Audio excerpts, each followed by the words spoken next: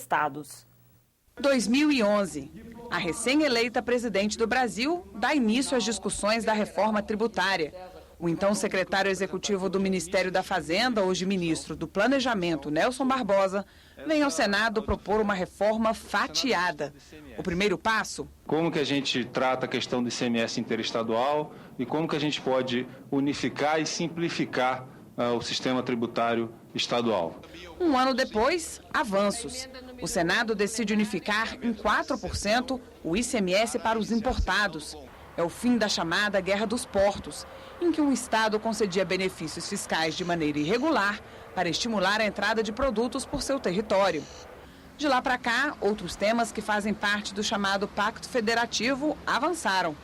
É o caso da lei que reduz os juros das dívidas de estados e municípios com a União, que deixará de recolher 59 bilhões de reais dos governos locais. Com isso, muitos estados e municípios vão sair de uma condição de muita dificuldade para terem alguma folga nas suas contas e assim viabilizarem investimentos importantes para o crescimento econômico do país. O investimento público vem sendo prejudicado pela falta de capacidade de investimento dos estados, que viveram todo esse período sufocado por essa dívida onerada por juros que são absolutamente contradizentes com os que são pagos hoje no mercado. Agora, apesar do novo mandato, o desafio é o mesmo: fechar um acordo sobre a unificação do ICMS. Mas a matéria, que aguarda votação no plenário do Senado, só deve ser aprovada como parte de um pacote maior, pondo fim à chamada guerra fiscal. A reforma tributária tão desejada é um dos temas mais polêmicos, tão polêmico quanto a reforma política. Então você tem que fazer isso como cortar salame, fazer por partes, né? Cada dia um pedacinho. Fazem parte desse pacote a compensação financeira dos entes que perderão recursos com a mudança no imposto, a unificação do ICMS para os produtos vendidos pela internet e o perdão dos incentivos fiscais concedidos irregularmente pelos estados para atrair investimentos. Os estados disputam empresas promovendo cada vez mais um plano de benefício. Só que isso é incompatível entre estados, por exemplo, como Bahia e São Paulo. A capacidade de ofertar para uma empresa instalar em São Paulo é muito maior do que no caso da Bahia. O importante é estar todo mundo focando nesta agenda maior, que é uma agenda pró-crescimento, é uma agenda pró-criação de empregos, que envolve muita coordenação, mas que eu acho que, dada a evolução que já alcançou, tem um prognóstico bastante positivo. Mas, para este professor de economia, essas mudanças são apenas medidas pontuais. A reforma tributária é uma mexida inteira em toda a estrutura e no sistema tributário como um todo. A última grande reforma tributária no Brasil foi durante a ditadura militar.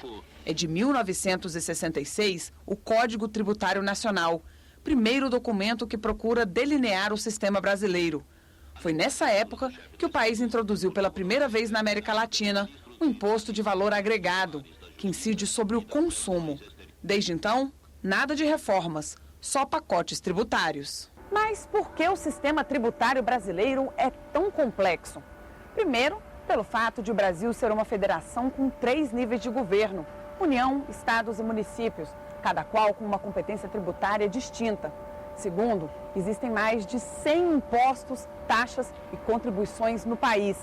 Terceiro, a chamada bitributação. Há uma superposição de tributos que poderiam estar fundidos num único tributo ou em 2 e que estão espalhados em dezenas de tributos. O principal caso é a tributação sobre bens e serviços, que a gente chama também de tributação do consumo. Eu tenho, por exemplo, num produto que vem importado, pago IPI, aí depois esse produto transaciona entre 2 ou 3 estados e eu vou pagando ICMS sobre ele. E quando eu chego na ponta final para cobrar o ICMS, ele é cobrado sobre o valor total, ou seja, dentro dele estão os tributos. A carga tributária do Brasil ainda é a mais pesada entre os emergentes e mais alta até que Japão e Estados Unidos.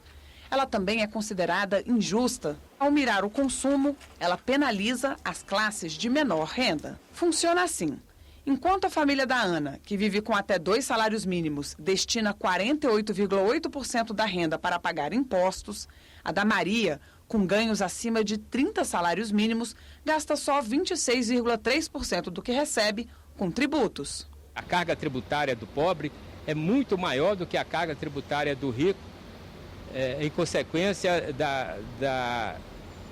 da maior tributação do consumo. Se eu tributo menos a produção e o consumo, eu aumento a capacidade de consumo da população, tá certo? Os preços tendem a cair para pressionar menos a inflação. Agora, evidentemente que não interessa para quem detém a riqueza e detém a renda, né? Porque vai significar que vai ser mais tributado. Pressupõe-se uma predisposição, uma vontade de se chegar a um acordo, né, e acabar com essa ideia casuística de você trabalhar com tributos, atendendo apenas a setores que têm o poder de expressar, de se manifestar e de se materializar num sistema tributário.